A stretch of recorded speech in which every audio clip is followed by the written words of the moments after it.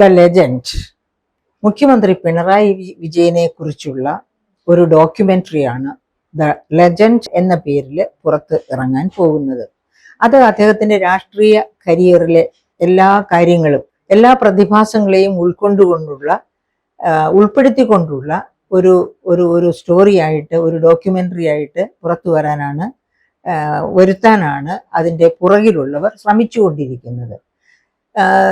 നമ്മൾ മനസ്സിലാക്കിയിടത്തോളം കാലം, അതായത് കേരളീയം വഴിയായിട്ട്, അതുപോലെ നവകേരള സദസ് വഴിയായിട്ട്, എൻ്റെ കേരളം പരിപാടിയായിട്ട് ഒക്കെ നമ്മൾ മനസ്സിലാക്കുന്നത് ഇത് ഒരു മുഖ്യമന്ത്രിയുടെ പുകഴ്ത്തുപാട്ട്, അങ്ങനെ എല്ലാ തരത്തിലുള്ള പുകഴ്ത്തുപാട്ടുകളുടെയും കൂടി ഒരു സങ്കരം, അതായിരിക്കും അദ്ദേഹത്തിൻ്റെ സ്തുതി പാഠകർ. പിന്നെ സെക്രട്ടേറിയറ്റ് അസോസിയേഷൻ, എംപ്ലോയീസ് അസോസിയേഷനാണ് ഇതിനു വേണ്ടി ഫണ്ട് കണ്ടെത്തുന്നത്. 40 ലക്ഷം, അതിൽ 15 ലക്ഷം ഡോക്യുമെന്ററിക്ക് മാത്രമായിട്ട് കണ്ടെത്തുന്നു. ഓരോരുത്തർ 600 രൂപ പെർ ക്യാപിറ്റ കളക്ഷൻ, അതായത് ശമ്പളം കുറഞ്ഞവർ 600 രൂപയിൽ തുടങ്ങി ശമ്പളം കൂടിയവർ 13,000 രൂപ വരെ ഈ ഫണ്ടിലേക്ക് സംഭാവന ചെയ്യുന്നു. അങ്ങനെ സംഭാവനകൾ പിരിച്ചാണ് ഇതിൻ്റെ ചെലവ് വഹിക്കാൻ പോകുന്നത്.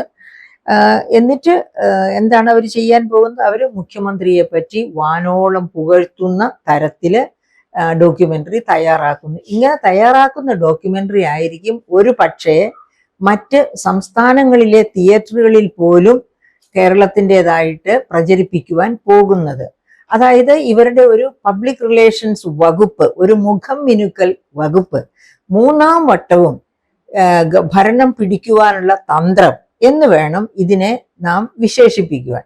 അങ്ങനെ 3ാം വട്ടവും ഭരണം പിടിക്കുവാനുള്ള തന്ത്രം എന്ന് പറയുമ്പോൾ തന്നെ നാം ഓർക്കേണ്ട ഒരു കാര്യമുണ്ട്. ഈ എൻ്റെ കേരളം പരിപാടിയുടെ ഇനോഗ്രേഷൻ നടത്തിയത് കാലിക്കടവ് മൈതാനത്ത്, അതായത് കാസർഗോഡുള്ള കാലിക്കടവ് എന്ന മൈതാനത്ത് വെച്ചായിരുന്നു. അവിടെ തന്നെ 48,000 സ്ക്വയർ മീറ്റർ ഉള്ള വലിയ ശീതീകരിച്ച ഒരു പന്തലാണ് ഇതിനു വേണ്ടി ഒരുക്കിയിരിക്കുന്നത്. അപ്പൊ ഇങ്ങനെ 48,000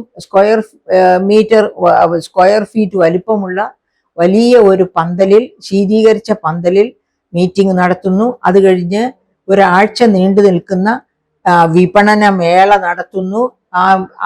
ഇങ്ങനെയൊക്കെ വലിയ തരത്തിൽ നടത്തുന്നു. പക്ഷെ പ്രതിപക്ഷം വിട്ടുനിന്നപ്പോ അതേപ്പറ്റി മലയാള മനോരമയിൽ വന്ന ഒരു വാരഫലം നിങ്ങളൊക്കെ ശ്രദ്ധിച്ചിട്ടുണ്ടാകും. എന്താണ് പ്രതിപക്ഷം വിട്ടു നിൽക്കാൻ കാരണമായിട്ട് ചൂണ്ടിക്കാണിക്കുന്നത്? പ്രതിപക്ഷം തന്നെ കാലിക്കടവ് എന്ന ആ സ്ഥലത്തിന്റെ പേരാണ് അവരെടുത്തിരിക്കുന്നത്. വാരഫലത്തിൽ ചൂണ്ടിക്കാണിക്കുന്നത് കാലിയാണ്, കടവും ആണ്. അപ്പോ ഖജനാവ് കാലിയാണ് എന്നുള്ള കാര്യം എല്ലാവർക്കും അറിയാം. കടത്തിന്റെ മുകളിലാണ് ഗവൺമെന്റ് ഇരിക്കുന്നത്. എന്നിട്ട് പോലും ഈ പറയപ്പെട്ട എൻ്റെ കേരളം പരിപാടിക്ക് വേണ്ടി 100 കോടി രൂപയാണ് ചെലവഴിക്കുന്നത്. അപ്പോഴും നമ്മൾ ഓർക്കണം, മെഡിക്കൽ കോളേജില്, അതായത് നമുക്കറിയാം ഉമ്മൻചാണ്ടി മുഖ്യമന്ത്രി ആയിരുന്നപ്പോൾ KM മാണി സാറില്ലേ, യശശരീരനായ KM മാണി സാർ കൊണ്ടുവന്ന കാരുണ്യ ലോട്ടറി സിസ്റ്റം, 5 തരം മാരക രോഗങ്ങൾക്ക് പാപങ്ങളെ സഹായിക്കാൻ വേണ്ടി ലോട്ടറി സിസ്റ്റം വഴി സമാഹരിക്കുന്ന പണം കൊടുക്കുകയായിരുന്നു ലക്ഷ്യം. ഓർത്തു നോക്കൂ, 2024 ലോട്ടറി വഴി 13,000-നും 14,000-നും ഇടയ്ക്ക്, കൃത്യമായിട്ട് തുക ഞാനിപ്പോൾ ഓർക്കുന്നില്ല, അതായത് ഏകദേശം 14,000 കോടിയോളം പിരിച്ചെടുത്തിട്ടും ഈ 5 ചികിത്സകളോടും സഹകരിക്കുന്ന കാരുണ്യ ബെനവലൻസ് സ്കീമുമായിട്ട് സഹകരിച്ചു പോകുന്ന സ്വകാര്യ മെഡിക്കൽ കോളേജുകൾക്കോ ആശുപത്രികൾക്കോ പണം കൈമാറിയില്ല ഗവൺമെന്റ്.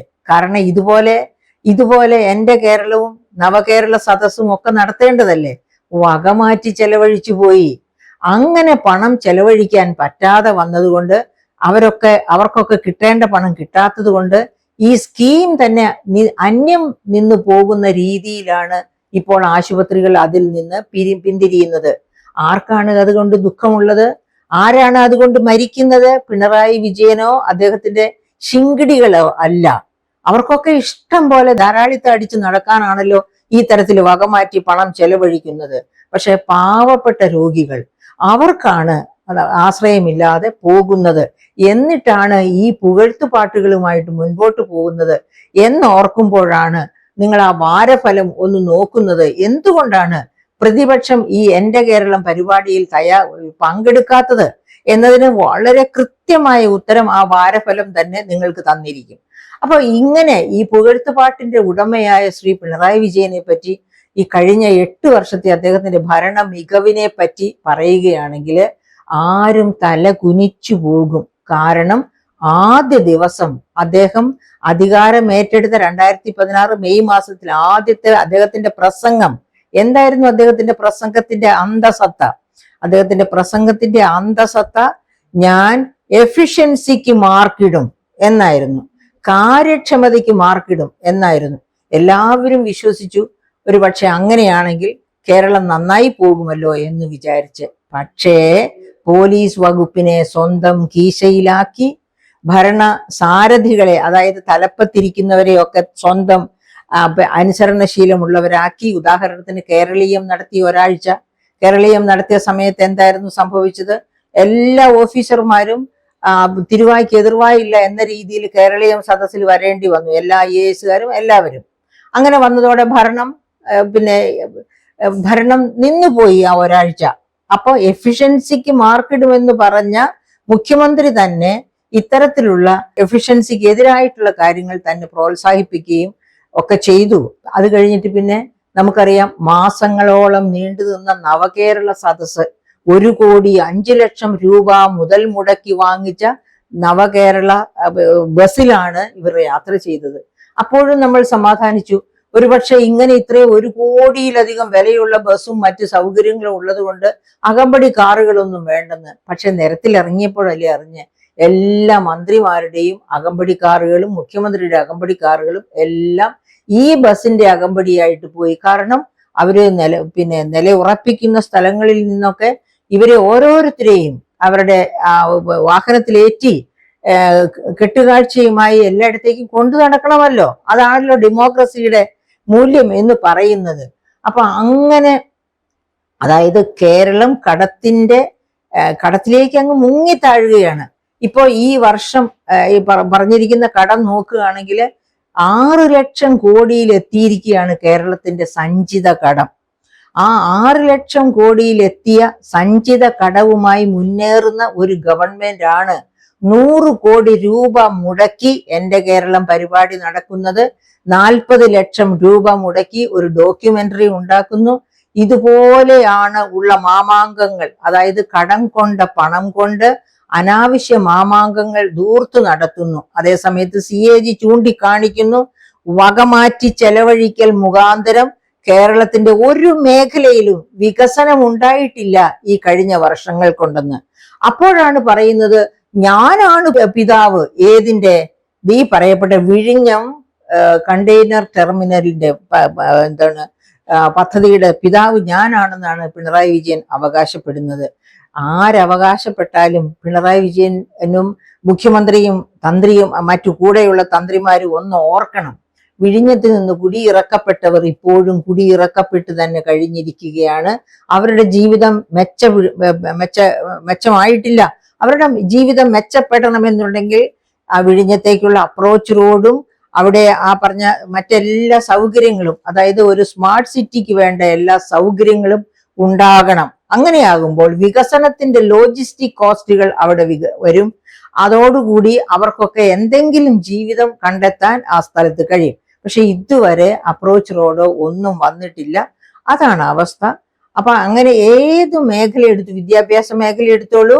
അതായത് നമ്മുടെ കേരളത്തിൽ നിന്ന് വിസ എടുത്ത് പുറത്തേക്ക് പോകുന്നത് 1,31,00,000 പേരാണ്.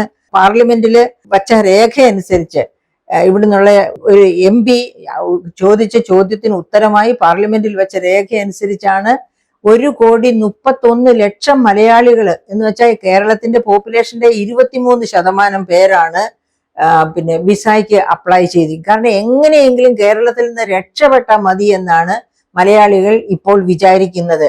ആ കൂട്ടത്തിൽ പ്രീ ഡിഗ്രി കഴിഞ്ഞ് വിദ്യാഭ്യാസം തേടി പോകുന്നവർ ഇവിടെ മികവിന്റെ കേന്ദ്രമാക്കും, എല്ലാ ക്യാമ്പസുകളും സ്റ്റാർട്ടപ്പ് കൾച്ചർ ഉണ്ടാക്കും എന്നൊക്കെ പറഞ്ഞ് ഓരോ ബജറ്റിലും കാര്യങ്ങൾ പെരുപ്പിച്ചു കാണിക്കുന്ന ഗവൺമെന്റിനെ ഭയന്ന്, ഈ സംസ്ഥാനത്തെ ഭയന്ന് ആണ് ഇവരെല്ലാം പുറത്തേക്ക് ഇത്രയധികം പേര് വിസ വാങ്ങി ഇത്രയധികം പേര് കേരളം വിട്ടുപോകാൻ ആഗ്രഹിക്കുന്നത്. അപ്പോ വിദ്യാഭ്യാസ രംഗം മുഴുവനും തരികിടയായി കിടക്കുകയാണ്. അതൊക്കെ പോകട്ടെ, ക്യാമ്പസുകൾ എങ്ങനെയാണ് പൂക്കോട്ട് വെറ്റിനറി കോളേജിൽ സംഭവിച്ചത്? ക്യാമ്പസുകളൊക്കെ കൊലപാതക കേന്ദ്രങ്ങളായി മാറുകയാണ്. മദ്യവും മയക്കുമരുന്നും അടിപിടി കേസുകളും കാരണം ഏതെങ്കിലും ഒരു ക്യാമ്പസിലേക്ക് സ്വന്തം കുഞ്ഞിനെ വിട്ട് സമാധാനമായിട്ടിരിക്കാൻ ഒരച്ഛനും അമ്മയ്ക്കും കഴിയാൻ പറ്റാത്ത ഒരു കാലമാണ് കേരളത്തിൽ ഇപ്പോൾ ഉദയം ചെയ്തിരിക്കുന്നത്. ഒരു ഗുണ്ടാരാജിന്റെ നാട്. അതായത് ഗുണ്ടകൾ ഗൂഗിൾ പേ നടത്തി പോലീസുകാരെ പ്രീണിപ്പിച്ചു പോലും ഗുണ്ടാപ്പണി ചെയ്യുന്നു എന്നാണ് പുറത്തു വരുന്ന റിപ്പോർട്ടുകൾ. അപ്പൊ ഇത്തരത്തില് അഴിഞ്ഞാട്ടം നടക്കുന്ന ഒരു സംസ്ഥാനമായി മാറിയ കേരളം ആരുടെ കീഴിലാണ് ഇങ്ങനെ മാറിയത്?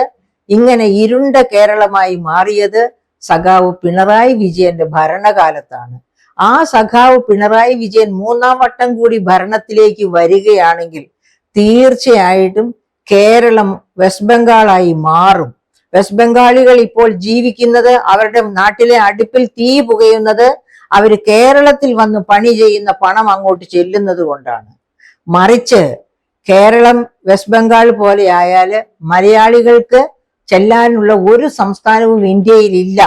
കാരണം അവരുടെ മിനിമം കൂലി 300 രൂപ മിനിമം കൂലിയുള്ള ഒരു സംസ്ഥാനവും ഇല്ല എന്ന് പറയുമ്പോൾ തന്നെ 1250 രൂപ കൂലി വാങ്ങിച്ച് ജോലി ചെയ്യുന്ന കേരളത്തിലെ തൊഴിലാളികൾ എത്രയോ യശസ്സുള്ളവർ എന്ന് നമുക്ക് തോന്നും. പക്ഷെ തൊഴിലാളികളെല്ലാം കേരളത്തിലുള്ള മക്കളല്ല.